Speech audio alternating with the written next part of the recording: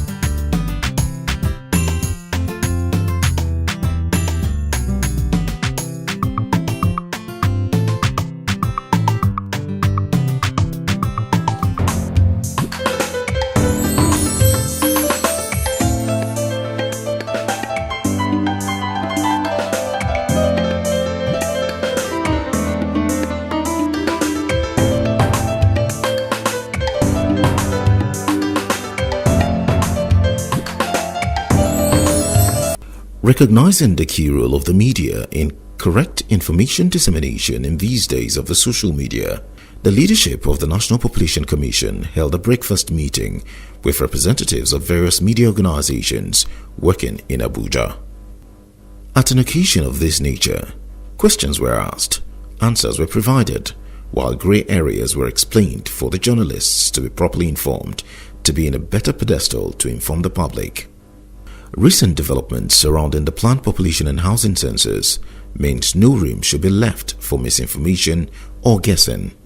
Federal Commissioner representing Oyo State, who is also the chairman of the Public Affairs Department of the Commission, Dr. Eitayo Oyetunji, notes that carrying the media along in all achievements of the Commission has been their guiding principle and commended participants for the good work so far.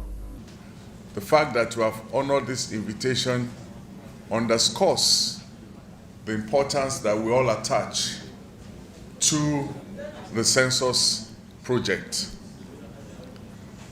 It is undoubtable that this census is one of the most important national assignments for all of us. For 17 years now, we have been planning without information, without evidence, without figures, without direction. But we all know that when we have a successful and credible census, such a situation will be a thing of the past. So it is heartwarming to see that all of us together, including our friends in the media space, are interested and committed to see that Nigeria has the necessary data to plan for development. This is the major objective of the National Population Commission, to provide that very much needed information, mainly for national planning and development. For us in National Population Commission, the population can be an asset, and at the same time, the population can be a burden, if not well managed. And I believe in the same way, information can be an asset, but information can also be a burden, if not well managed. So you see, we have the same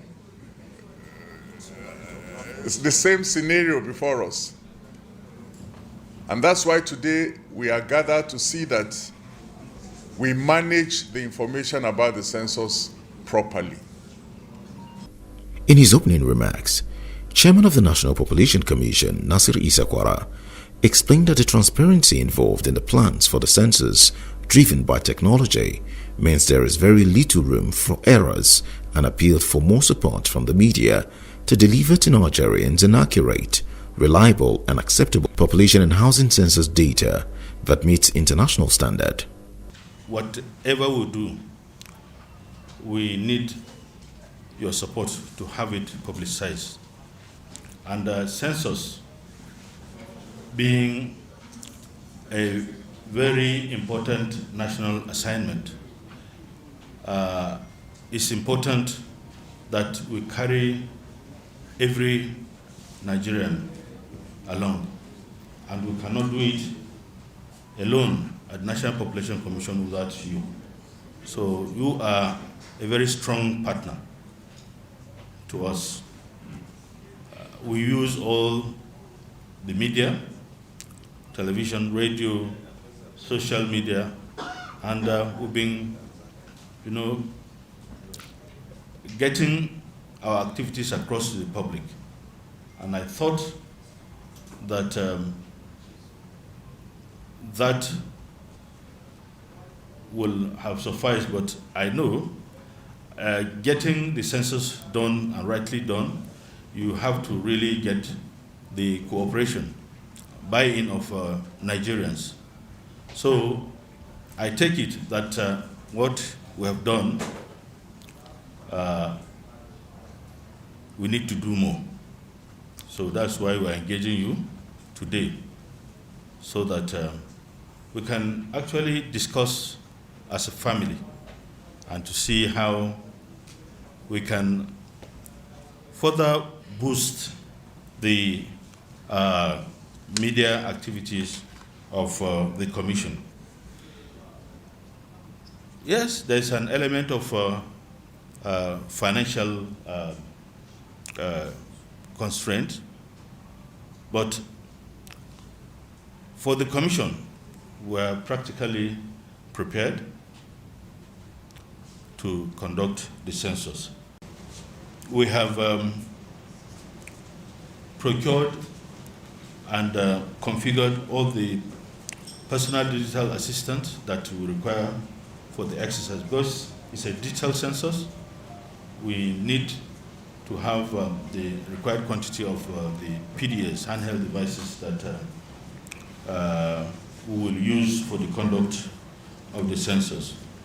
We have established ICT infrastructures across the country, and all the logistics arrangements were put in place. We've done advocacy and publicity with some of the members here. So, conscious of the enormous human and material resources that have been expended in the implementation of these preparatory activities, the most important task before the Commission is to sustain and reinforce the relevance of these activities to the successful conduct of the census. This will ensure that the nation does not have to start afresh the conduct of the census, thereby saving costs. The processes and systems put in place for the census are therefore being currently reviewed to determine what needs to be done to ensure the preparations do not become obsolete for the census. The focus of the Commission is to ensure that all resources expended so far are safeguarded and that the nation does not need to start all over again when the census date is announced. The census manager and relevant directors briefed attendees of the journey towards Nigeria's first fully digital census, emphasizing that with the work already done, National Population Commission is ready for census. On the coming of this commission under the chairmanship of Honorable Nasri Isakwara, the commission have worked tirelessly day in, day out, and for those of you that are very close to us, you know that within the short period of time, when the United Nations came for an initial assessment, they said we needed 3 years to do this census. And we said we don't have 3 years to do this census. Then we said we can do this census in lesser time. Then they said we need to work 24 hours. And I can tell you that the commission was working almost 24 hours to achieve that milestone. we've been able to demarcate all the local government areas of the country. And just like the Director Kato have said, we have visited all these local governments. When the National Population Commission said they have gone to a place, you know that they have gone to a place. Because at a point, we have to sack our enumerators, our demarcators, that did not go very close to the building to take the coordinates. Because we'll see where did we take the coordinates of this building or structure. They have been sacked because a digital census is an evidence-based census. It's something that you cannot just lie. When you get to that location, you get. So that is the process we took to do the demarcation exercise. And we have evidence-based, our commissioners, everybody was on the field. The commissioner of Borno, virtually everywhere where you feel that it is rigged, he has gone to most of these local government areas, except Abadan, physically, with his team, to be able to ensure that that work is done. By no means, that was a very major sacrifice and commitment of the commission and staff to ensure that that demarcation is done.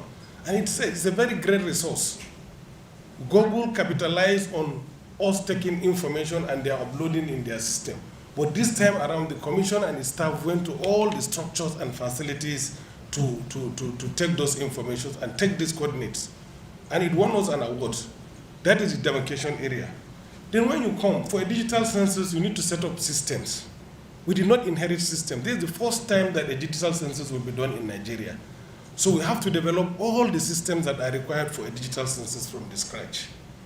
First and foremost, we have to develop the software that can be used.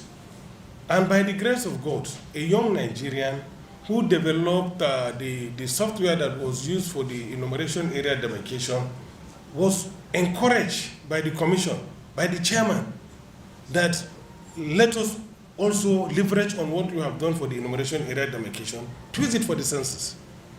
In an ideal census situation, to provision the tablets, you need Ethiopia was using about 3 months to provision its tablets for the census.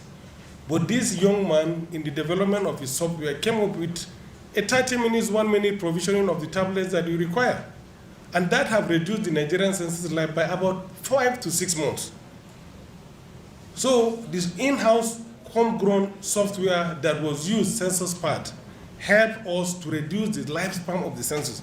Assuming now we have to deploy all the maps into the tablets on a manual basis or whatever, it takes that long time to do that. And this is novel, and I want to commend our CTA who supported that innovation. Because initially it was felt that it is not going to work, but he supported that innovation and we kept on going and improving until we have that, and we also married that with our census or processing software for the statistical database. That system has to be set up. Then we know the problem of Nigerian censuses. Most of us at the top management level have done the last 2 censuses. So we have to invest in data quality management. And that is the first thing we set up. We set up a very robust data quality management system with a director supervising that operation of data quality. And a lot has been done to ensure that we have high data quality that is coming into our databases for the census. Then, in the process, we needed to do M&E on all the project activities. We have to set up a robust M&E that gives us real-time assessment of whatever project activities we are doing in wherever we are doing. And this we have scaled down to all the states of the Federation. We have M&E coordinators in all the states. We have in all the local government areas. So whatever activity we are doing is being M&E'd. If you are supposed to start a training at 9 o'clock, you did not start. And an alert will be sent to the whole system from the chairman downward to say that a training that is taking place in a local government in Bayelsa did not start at that time. So everybody is checked to ensure that that is being done in an efficient manner. Monitoring and evaluation. M&E. Monitoring and evaluation, sorry. That is what I meant by M&E. So for the recruitment, we have to set up a robust recruitment platform. We are part of the people that work on the 2006 census, and we know how recruitment was a challenge. In a local government area or even in a community, you have Mohammed Inua, about 10 people bearing the same name. And at the end of the day, you not know which Mohammed Inua or Caleb Kalu. These are names, Nigerian names are repeated. Sometimes you have the first name, second name, and the third name are all the same. So how do you differentiate between one person and the other? So we develop a system that is end-to-end. from an entry point for the recruitment to the exit point, to when you submit your materials and you collect the payment. So that system ensures we use the name to ensure that one person has one name on that database. And that database have about 1.5 million entries. And that is where we are leveraging to recruit. So that was why it was easy for us to generate all the list of about 1 million Nigerians that we want to recruit for the census. Because we have their evidence, they are not duplicated. And in other countries, this database is enough for leveraging on every other national development project, like what the humanitarian ministry is doing. They don't have to go back to the field and look for people. They don't have to go and look for young people because their age, all the information you need about this, their location, because wherever you are completing that form, your geo-coordinate is taken. And it also ensures that people that are going to work for us, they are coming from the community because we are seeing where they are applying to work. We are seeing them, we know the local government they are applying to work, we know what they are applying to work. And it allows for data integrity. And it's also going to bridge the security issue. Because if I'm working in Jalingo in my own ward, I cannot tell you I need security because that is where I live. And that is for every Nigerian. So again, we have also, for the first time in the past, we just go and look at where are these special population. But this time around, the commission decided that they need to map the location of this special population wherever they are, and those places are put on the EA maps of where those special population fall.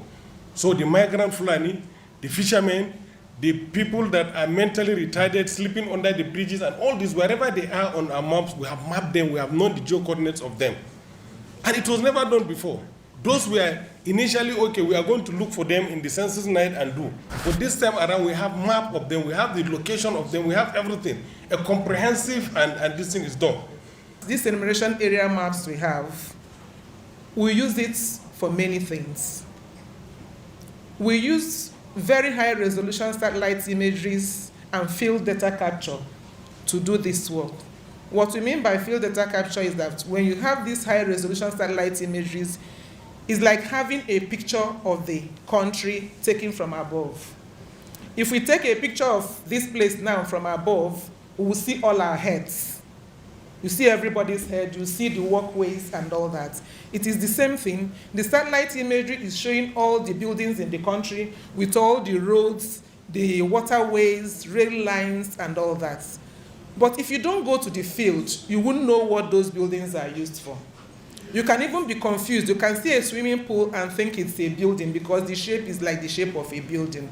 So the field data capture aspect of it helped us to find out what each building is used for, the status of the building. For us to know this building, is it a one-story building, is it a two-story building, or is it a bungalow? Because taken from above, you're just seeing the roof. You don't know whether it's a high-rise building or a bungalow. So the field data capture, the visits from one building to the other, helped us to gather information on every building, what the building is used for, the ownership, who owns it.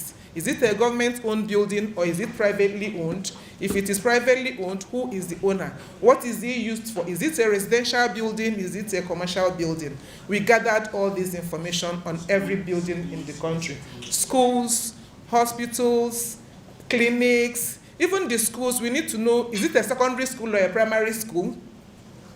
And all that. And then even churches and mosques. And all this information we have for every building in the country. And it's a huge resource. Because with that, you can do so many things. We also delineated the wards in the country, which is the first time we're doing it. Because at the beginning of this exercise, we entered into a memorandum of understanding with INEC to also delineate the wards in the country.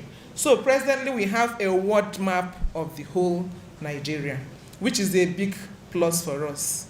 And then the information we have, presently, NIPOST is also using our data to delineate their postcode areas in the country.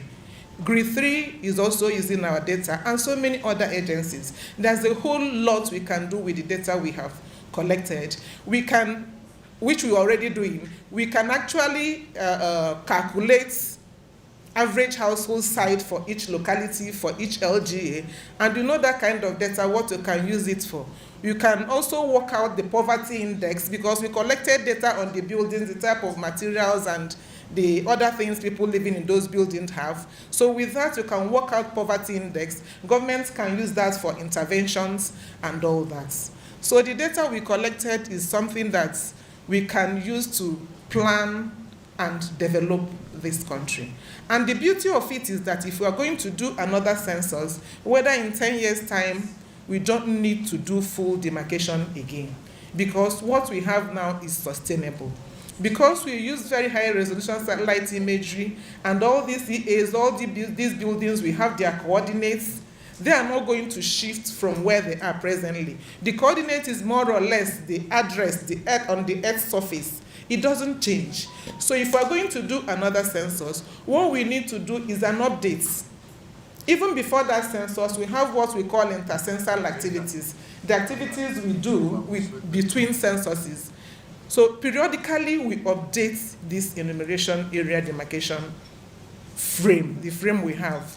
So with these updates, you know where the population has increased, where number of buildings, you now have more number of buildings than before. And what we'll just do for the next census is we'll update, and then when we update, we see that some enumeration area demarcation, some enumeration areas now have grown very big. We'll just need to split some into 2 or 3.